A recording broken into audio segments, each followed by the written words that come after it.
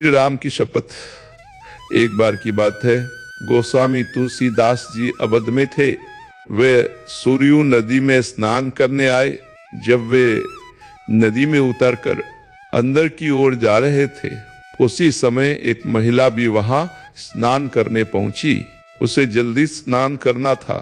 उसने तुलसीदास जी को देखकर प्रणाम किया और कहा, बाबा जी, वैष्णव, मुझे शीघ्र स्नान करना अनिवार्य है।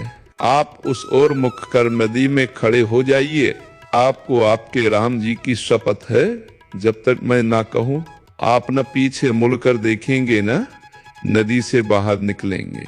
गोस्वामी जी ने भी उन महिला को आश्वासन दे नदी में महिला की ओर पीठ घुमाकर खड़े हो गए। कड़ाके की ठंड पड़ रही थी। महिला जल्दी जल्दी नहाकर भागी। जल्दबाजी में वो महिला गोस्वामी जी को पीछे मुड़ने, वे बाहर निकलने को कहना भूल गई। इस कारण गोस्वामी जी घंटों नदी में ही रह गए। जब इतनी देर हो गई और गोस्वामी जी मंदिर नहीं पहुंचे, तब लोग हर जगह उन्हें ढूंढने लगे। ढूंढते ढूंढते पता चला कि गोस्वामी जी स्नान करने गए थे। तब से अभी तक वापस नहीं आए हैं।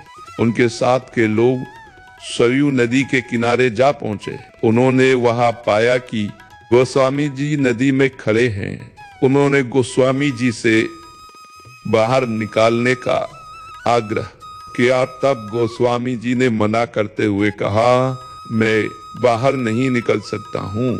एक महिला ने मुझसे शपथ ली है, यदि वह देवी मुझे बाहर निकलने को कहेंगी तभी मैं बाहर निकल सकता हूँ। तुलसीदास जी की बात सुनकर सभी लोग हैरान हो गए। धीरे धीरे यह बात राजा के पास पहुंच गई।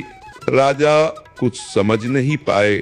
वह शीघ्र ही गोस्वामी जी के पास पहुंचे।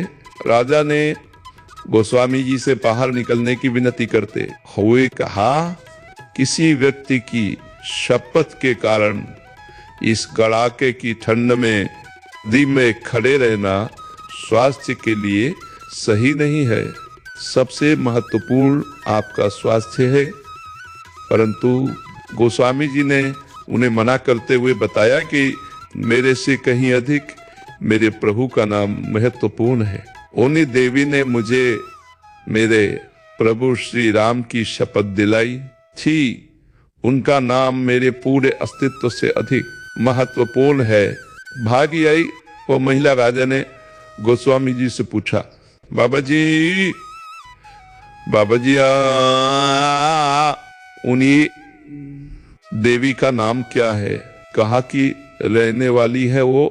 इस प्रश्न पर तुलसीदास जी ने राजा से कहा, मुझे ज्ञात नहीं है।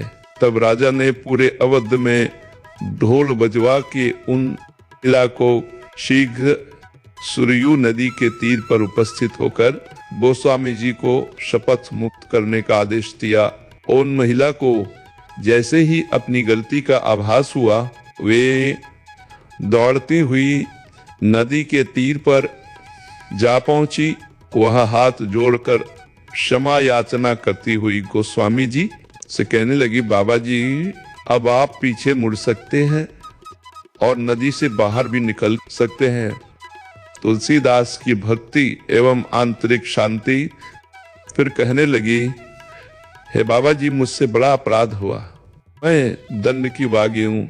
यदि आपकी दया हो तो क्षमा करें। गोस्वामी तुलसीदास ने मुस्कुराते हुए कहा, नहीं देवी, आपसे कोई अपराध नहीं हुआ है। मेरे प्रभु चाहते थे कि मैं यहाँ एकांत में श्री सरयू जी के जल में उनकी भक्ति करूं। मुझे ऐसा करने का शुभ अवसर प्राप्त हुआ। इसके लिए आपको धन्यवाद। ऐसे होते हैं सिद्ध पुरुष। अंत शांत यह भारत भूमि है, देवभूमि है, जिसे भगवान भी अवतरित होने के योग्य समझते हैं। भारत भूमि संतों की भूमि है। अनंत काल से कितने ही बड़े ओशी मुनि महात्मा संत जन, अनंत काल से कितने ही साधु यहाँ जन्म लेते आए हैं।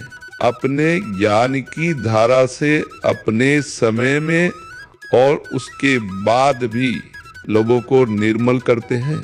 अगर आपको ये कहानी अच्छी लगे तो लाइक और चैनल को सब्सक्राइब जरूर करें बच्चा, और कमेंट राधे राधे जरूर लिखें।